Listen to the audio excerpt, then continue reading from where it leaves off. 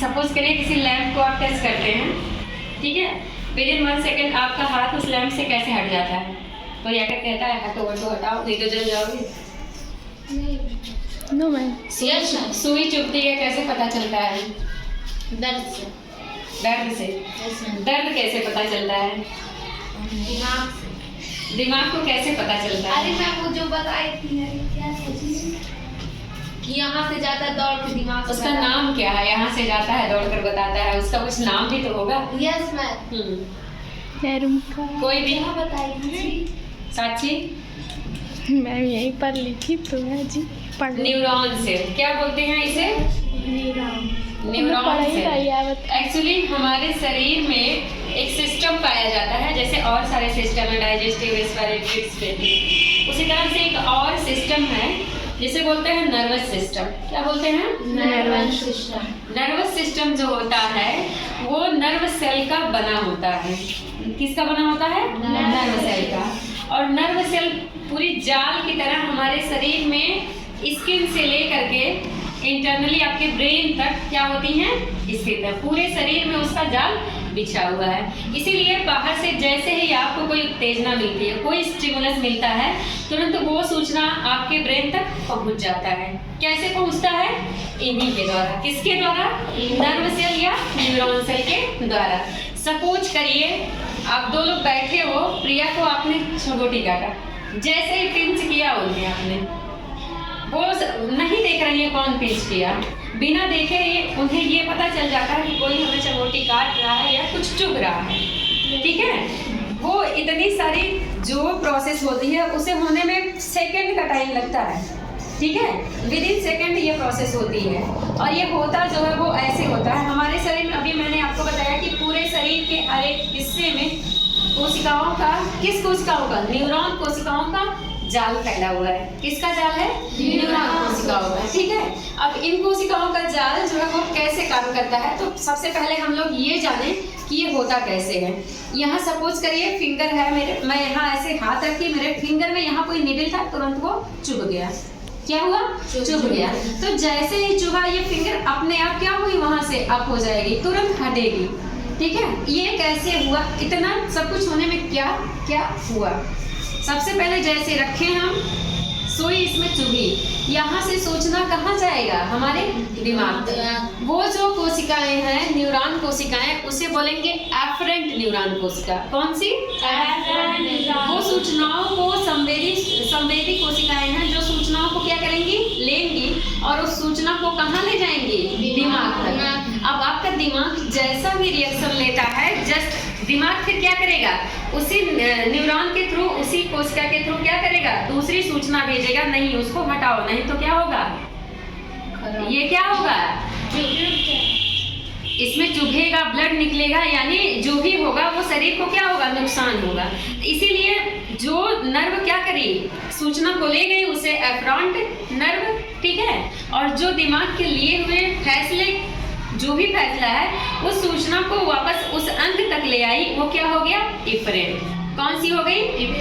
इतना समझ गए आप? वही कोशिकाएं हैं जो क्या, जैसे आप लोग संदेशा ले जाते हैं और संदेशा ले आते हैं, करते हैं ना। कोई काम मैंने कहा कि मैम से कह दो, मैम कहें जाओ बता दो, ऐसे होता है ना। उसी तरह से हमारे शरीर में जो नर्व सेल या न्यूरॉन सेल हैं, वो क्या करती हैं? सूचनाओं को एक जगह से दूसरी जगह पहुंचाती हैं, यानी जो अफेक्टेड बॉडी पार्ट है वहां से इम्पल्स को वो हमारे ब्रेन तक पहुंचाती हैं। और हमारा दिमाग उस समय जो भी डिसीजन लेता है, उस डिसीजन को उस हमारे शरीर के दूसरे जो अंग उससे अफेक्टेड हो रहा है, प्रभावित हो रहा है, वहां तक ले आती हैं। सपोज दैट आपने सांप देखा, तो दो चीजें हो सकती हैं, या तो उसको मारो या तो भागो।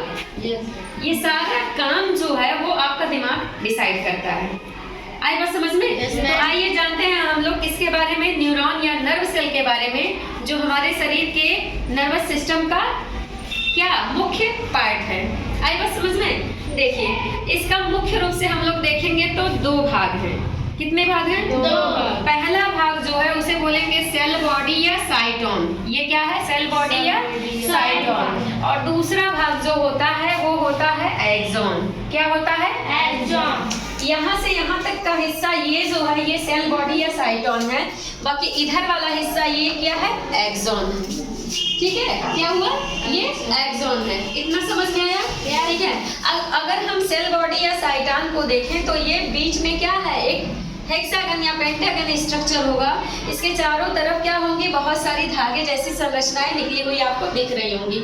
यही संरचनाएं क्या कहलाती हैं, डेंड्रॉन। क्या कहलाती हैं, या डेंड्राइट्स इन्हीं को कहा जाता है। यही सूचना को क्या करती हैं, रिसीव करती हैं। सूचनाओं को यही क्या करती हैं, रिसीव। सपोज करिए ये साइटोन है और ये सब क्या है, डेंड्राइट्स या डेंड्रॉन है, तो इन्हीं को सूचना मिलेगा। ये सूचना को क्या करेंगे, रिसीव करेंगी, और ये सेल बॉडी या साइटोन जो है यहाँ तक क्या करेंगी, सूचना को ले आएंगी। यहाँ तक सूचना आ गया।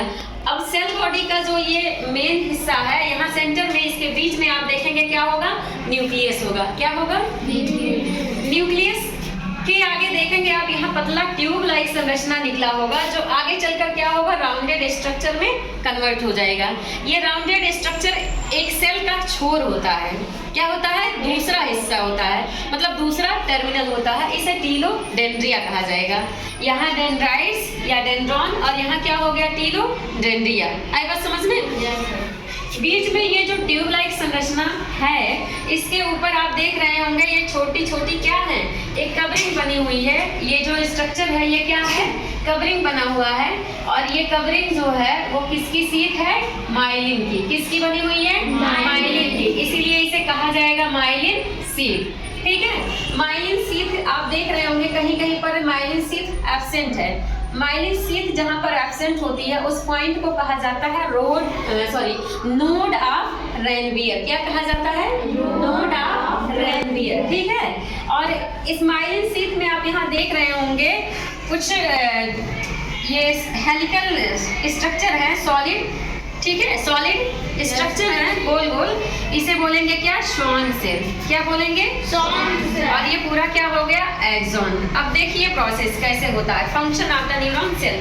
सबसे पहले मैंने आपको बताया कि ये डेंड्राइट्स हैं, ये इम्पल्स को क्या करेंगी, रिसीव करेंगी। इम्पल्स को क्या, सूचना को ये क्या करेगी, रिसीव करेगी। जैसे सूचना यहाँ से ये रिसीव किया, न्यूक्लियस को दिया आपने।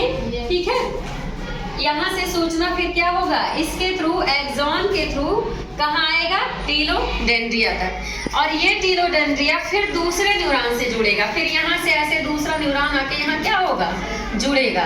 ठीक है, इस तरह से एक चेन बनता है हमारे शरीर में, किसका, न्यूरॉन का। जैसे ये सूचना यहाँ से यहाँ ले आया, फिर ये दूसरे सेल बॉडी या साइटोन को देगा। दूसरा न्यूरॉन इससे ऐसे यहाँ इधर जुड़ेगा ना।